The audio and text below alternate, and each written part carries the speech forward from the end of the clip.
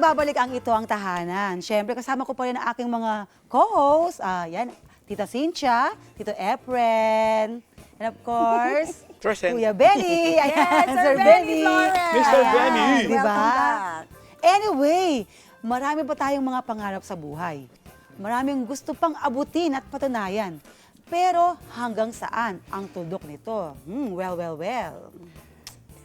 Ito ba ay pag nararamdaman na natin o nakikita ay okay na tayo? Nga.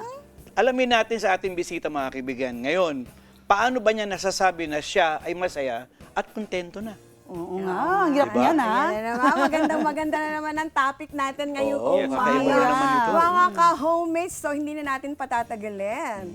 I would like to introduce to you our guest for today is Miss Rachel Bataclan Lopez. Ayan. She is a visionary leader serving as the president and CEO of WMOC Group of Companies, overseeing the strategic direction and growth of 3 highly successful enterprises.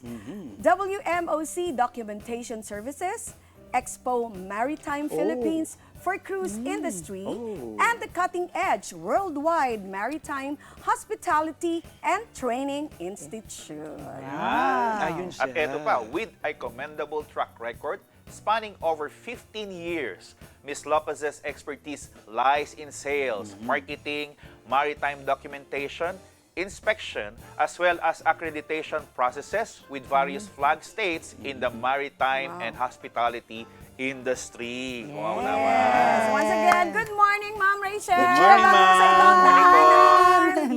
Good morning sa ating lahat, sa ating mga ka-homies, kay Sir Efren, kay Morning, Ma'am ma'am. Cynthia, kay Ma'am Sherilyn, and Yes. kay Sir Benny. Magandang araw po sa inyong lahat. Yan, good morning. So let us go Rachel. to the topic. Yes. Okay. Huwag na natin At, patagalin. kasi Isang exciting oras lang po, tayo. exciting. Saka yung background ng ating guest ngayon talaga kanina ay napagkwentuhan na napakaganda ng kanyang pinagdaanan. So Yes. pagka ba narinig natin yung salitang happiness at yung contentment o kontento, ano ang unang pumapasok sa isip natin?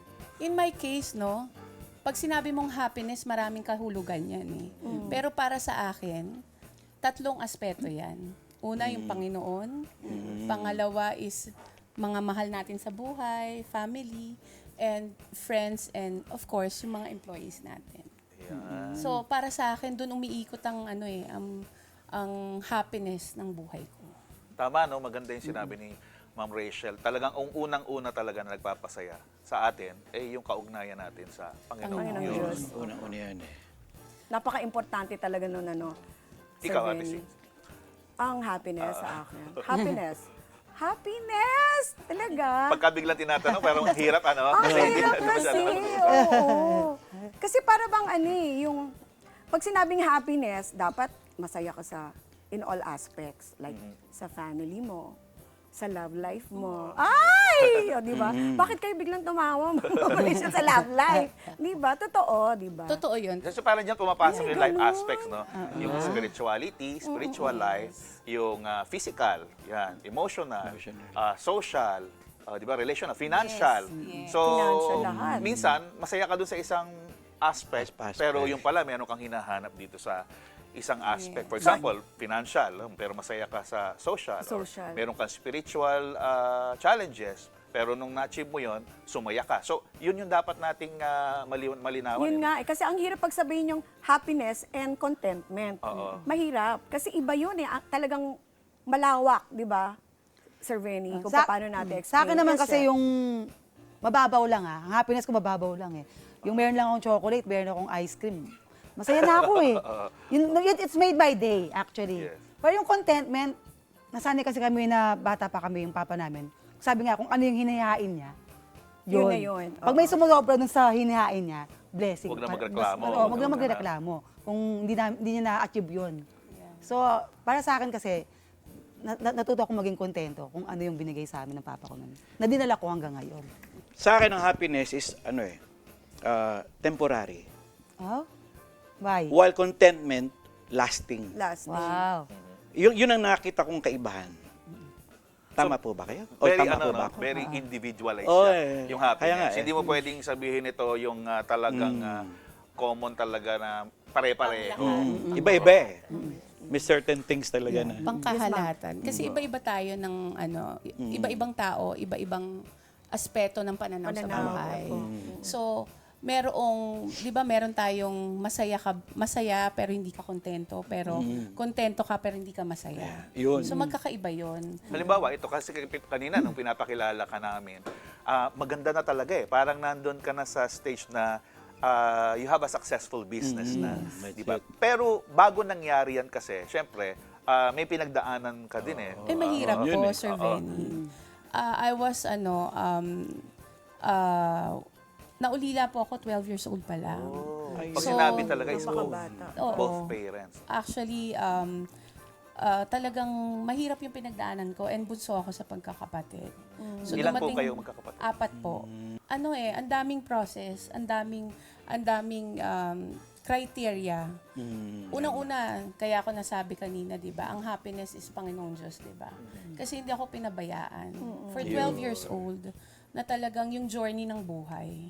Pero let us be honest, meron ka talaga masasabi na at a point, hindi ka masaya. Kasi ipinag-usapan natin paano tayo. Ano Meron yung po. mga pagkakataon Kahit po na... dun sa sinasabi nyo nga po, sa peak of your career, di ba? Maraming nagsasabing mga kaibigan ko, mga taong nakapaligid sa akin, ba't hindi ka masaya nandun ka na sa career mo? Oo. Pero at the end of the day, umiiyak ako sa gabi pagdating mo sa bahay. During the course of my career, and I have my 4 beautiful kids, na talagang yun yung nag-i-inspire sa akin para to go on with life. Pero at the end of the day, iisipin mo rin yung sarili mo. Happy ka, contented ka sa career mo, pero there's something missing. May kulang. May May kulang. kulang. May kulang talaga Oo na nga. dumating ako sa point na talagang umiiyak ako sa gabi, ganyan.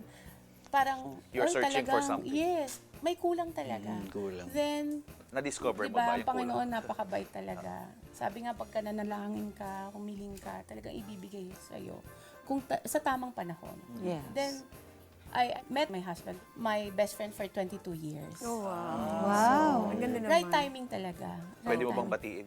Syempre, ang aking- Say hi. Ang aking butihing husband, Ayan. ang pinakamamahal ko. Ay. Wow. Nolly Lopez. Oo. Diba? Ito, Ma'am Rachel, ano naman ang nagpapasaya sa inyo sa simpleng paraan? Oh, yan, Actually, simple. sa simpleng Si, paraan, si Ate Sherilyn, chocolate. Chocolate, ah. Masaya na siya. inaabangan ko yung every dinner namin sa bahay, nakasama yung mga bata. Yun yung, Akala ko ayun yung ulam. yun Ako yung, sa adobo. bukod po sa ulam. Pero yung sama-sama na nagsha-sharing, yung take mo for this Bonding, day. ng family. Yes, napaka-importante po ngayon, lalong-lalo sa panahon ngayon, na dapat talaga kahit na busy tayo sa career, nagtatrabaho ang mga magulang, dapat meron talaga tayong ample time para sa mga anak. Na nag-uusap-usap. Yes, talagang inaalam kung ano yung nangyayari sa kanila. Kasi ngayon iba na iba na. Pag hindi mo nagagabayan ng mga bata. Simple lang po kami, masaya na kami na merong sama-sama kahit na yung kung ano yung nasa hapagkainan. Sabi nga ni Ma'am Cheryl, di ba? Ako po, lumaki ako sa gano'n na kung anong ihain ng nanay ko sa amin. Yun na yun. Kailangan mong pagpasalamat, I-appreciate. kainin, di ba?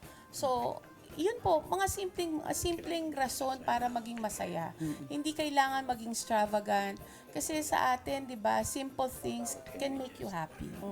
That's very true. Pero ma'am, okay, I have another question. Sa tingin niyo po ba, ang kaligayahan ba ay laging kailangan ng rason? Or can we just choose to be happy? Actually, hindi naman natin kailangan na maging masaya, Oo. na kailangan may rason para atin. Hindi. It comes with the inner self, inner feeling Unang-una, pagka ikaw you feel so blessed na parang lahat na lang it comes to your way na parang sobrang effortless.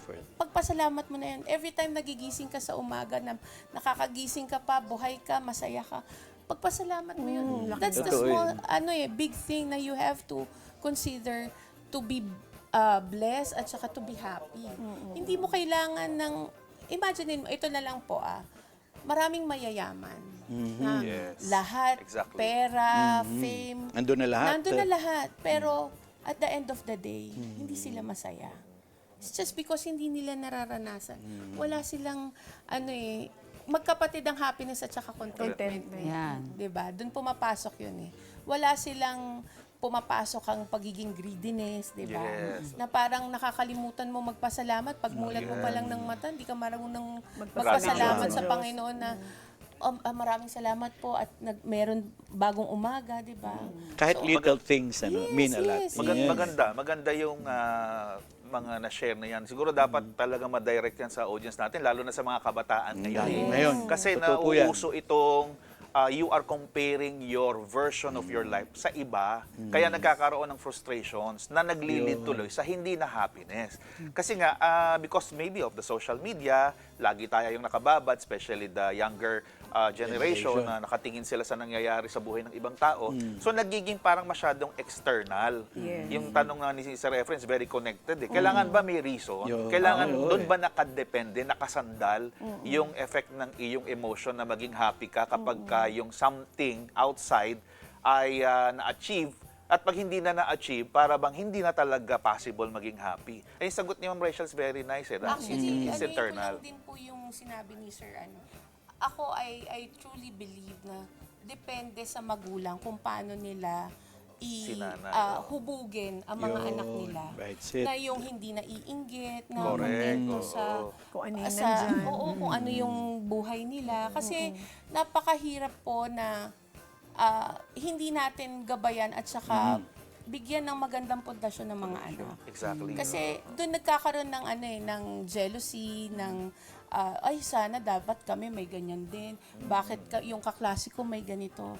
Na ako naman po talagang nagpapasalamat na napalaki ko sila ng ganon. Maayos. So I truly believe depende po 'yan sa hubog ng pamilya sa bahay. Ito may question ako kay Ma'am Rachel. How would you describe contentment? Ayan, in napasok your tayo own dyan sa life? yan Dahil yung nga, pinag-uusapan. Medyo mabigat about yan. contentment. Yung contentment yung settled ka na. Yun yung para sa akin na andito na lahat, 'di ba? Pero there's no such thing as Absolute. yun tama, absolute contentment. Contentment. Parang hindi Kasi mangyayari. ang contentment, pumapasok dyan yung aspiration at saka yung dreaming. Yun. Which is, will lead you on a right path. Kumbaga, you keep on dreaming